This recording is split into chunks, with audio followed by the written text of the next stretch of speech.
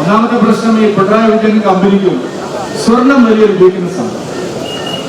സ്വർണം എവിടെ കണ്ടാലും അടിച്ചു മാറ്റുക എന്നുള്ളതാണ് മുഖ്യമന്ത്രി ശ്രീ പിണറായി വിജയനും അദ്ദേഹത്തിന്റെ മന്ത്രിമാർക്കും ഉദ്യോഗസ്ഥന്മാരുടെയും ഏറ്റവും വലിയൊരു ദൗർബല്യം. സ്വർണം വീക്ക്നെസ് ആണ്. ഇപ്പൊ അങ്ങനെ അറിയാൻ തോന്നുന്നു സ്വർണത്തിന് ഏതാണ്ട് 1 ലക്ഷം രൂപയുടെ വില വരാൻ പോകുന്നു എന്ന് നേരത്തെ മനസ്സിലാക്കി ഉപദേശകന്മാർ ആരും പറഞ്ഞു കൊടുത്തിട്ടുണ്ടാവും. അതുകൊണ്ട് എല്ലാ അമ്പലങ്ങളിലെയും സ്വർണം അടിച്ചു മാറ്റുകയാണ്. ഞാൻ വെറുതെ പറഞ്ഞല്ല, വിമാനത്താവളം വഴി സ്വർണം കടത്തിയതിന് പ്രിൻസിപ്പൽ സെക്രട്ടറി 2 കൊല്ലം ജയിലിൽ കിടന്നു. മുഖ്യമന്ത്രിയുടെ പേരിൽ ഇപ്പോഴും ആ കേസ് നിൽക്കുകയാണ്. ഇവിടെ കരിപ്പൂരിലും എറണാകുളത്തും അതുപോലെ കണ്ണൂരിലും ഒക്കെ സ്വർണം കസ്റ്റംസിന്റെ കയ്യിൽ നിന്ന് തട്ടിപ്പറിച്ചു കൊണ്ടുപോകുന്ന സംഘങ്ങളുണ്ട്. ആ സ്വർണ്ണ കള്ളക്കടത്ത് സംഘങ്ങളെ ഇവിടെ തട്ടിപ്പറിക്കുകയാണ്. ഇല്ല, ഈ കോഴിക്കോട് സിവിൽ സ്റ്റേഷനിൽ അടുത്ത് തൊട്ടപ്പുറത്തെ എരഞ്ഞിപ്പാലത്ത് വെച്ചാണ് പ്രമാദമായിട്ടുള്ള ഒരു സ്വർണ്ണ കവർച്ച നടന്നത്. ആരാണ്? ആയങ്കിയോ അങ്ങനത്തെ കുറെ ആൾക്കാരുണ്ട് കണ്ണൂരിൽ. ജയരാജന്റെ സംഘങ്ങൾ, മുഖ്യമന്ത്രിയുടെയും സംഘവും വിമാനത്താവളങ്ങൾ കേന്ദ്രീകരിച്ചുകൊണ്ടുള്ള സ്വർണ്ണക്കള്ളക്കടത്ത്. അനുയായികള് വിമാനത്താവളത്തിൽ നിന്ന് കസ്റ്റംസിന്റെ കയ്യിൽ നടത്തിക്കൊണ്ടുപോകുന്ന സ്വർണം പിടിച്ചെടുക്കുന്ന സ്വർണം പൊട്ടിക്കൽ സംഘങ്ങൾ ഇപ്പൊ എല്ലാ ക്ഷേത്രങ്ങളും കേന്ദ്രീകരിച്ചുകൊണ്ടുള്ള സ്വർണം കണ്ട തട്ടിപ്പാടുകൾ നടത്തുന്നു.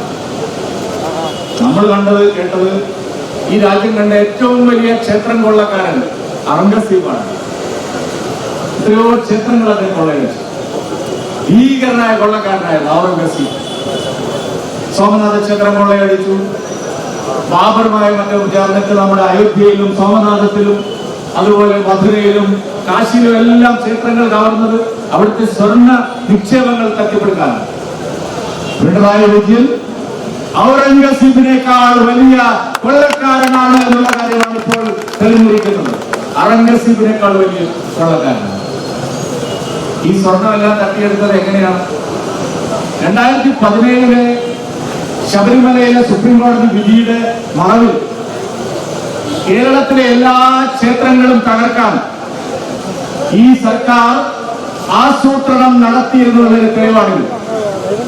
ഇതെല്ലാം ആരംഭിക്കുന്നത്, പ്രധാനപ്പെട്ട ഈ കൊള്ളയെല്ലാം ആരംഭിക്കുന്ന ആ കാലത്താണ്. ശബരിമലയിലെ സംഘർഷം, ഭക്തജനങ്ങൾ നാമനിൽ പ്രതിഷേധം, മാധ്യമ ശ്രദ്ധയെല്ലാം ആവലേക്ക് വലിയൊരു ചർച്ചാ വിഷയമായി ശബരിമലയും ഭക്തജനങ്ങളും മാറിയ സമയത്ത് അതിന്റെ മറവിലാണ് ഇതെല്ലാം നടന്നിരിക്കുന്നത്. ആ കാലയളവിലാണ് കേരളത്തിലെ എല്ലാ ക്ഷേത്രങ്ങളിൽ നിന്നും സ്വർണം കവർച്ച ചെയ്യാൻ ആസൂത്രിതമായ ഒരു സംഘം ഇറങ്ങി പുറപ്പെട്ടത്. അതിനുമുമ്പ് ഏതാനും വർഷങ്ങൾക്ക് മുമ്പ് മുഖ്യമന്ത്രിയായിരുന്ന ശ്രീമാൻ VS അച്യുതാനന്ദന്റെ നേതൃത്വത്തിൽ കമ്മ്യൂണിസ്റ്റുകാര് പത്മനാഭസ്വാമി ക്ഷേത്രത്തിലെ സ്വർണം എടുക്കാൻ ഒരു തീരുമാനം എടുത്തിരുന്നു. നിങ്ങളുടെ ശ്രദ്ധയിൽ അത് ഓർമ്മയുണ്ടാവും ഞാൻ വിചാരിക്കും.